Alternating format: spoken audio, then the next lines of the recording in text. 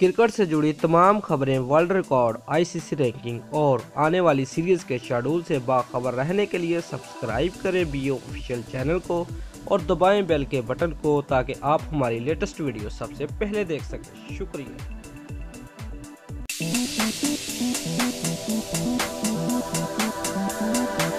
Viewers, Pakistan super league में शामिल छठी franchise Multan Sultan ने सीजन 3 के इफ्तिताई मैच में दफाई चैंपियन पेशावर ज़ल्मी को हराकर हलचल मचा दी थी। 2-3 मैचेस और में कामयाबी समेटी तो टाइटल के लिए फेवरेट करार दिए जाने लगी। फिर अचानक टीम की परफॉर्मेंस डाउन हुई। व्यूअर्स, मुल्तान सुल्तान के सदर अशर शौन के मुताबिक बैक टू बैक मैचेस दिए गए, कुछ खिलाड़ी थक गए और कुछ इंजरी का शिकार हुए, जिसकी वजह से टीम की कारकर्दगी का ग्राफ गिर गया। व्यूअर्स, अशर शौन ने कराची में मीडिया के नुमाइंदों से बातचीत करते हुए कहा कि शेड्यूल के मामले पर पीसीबी से बात हुई है।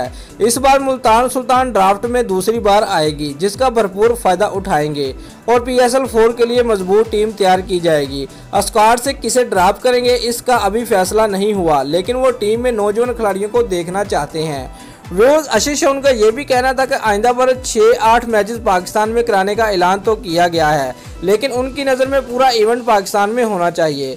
मुत्तहिदा अरब अमारात में खर्चा ज़्यादा और इनकम कम है। यहाँ मैचेस होने से लीग में भरपूर परवान चढ़ेगी और पीसीबी और फ्रेंचाइज को भी फ़ायदा होगा। व्यूअर्स, अशर शौन का यह भी कहना था कि मुल्तान में भी क्रिकेट का टैलेंट बहुत है। प्लेयर डेवलपमेंट प्रोग्राम के लिए प्लान तरताब दिया जा रहा है। जल्द इस प्रोग्राम का ऐलान करेंगे और मुल्तान जैसे शहर और इसके आसपास के इलाकों में छुपे टैलेंट को सामने लाना मुल्तान सुल्तान अपनी जिम्मेदारी समझता है।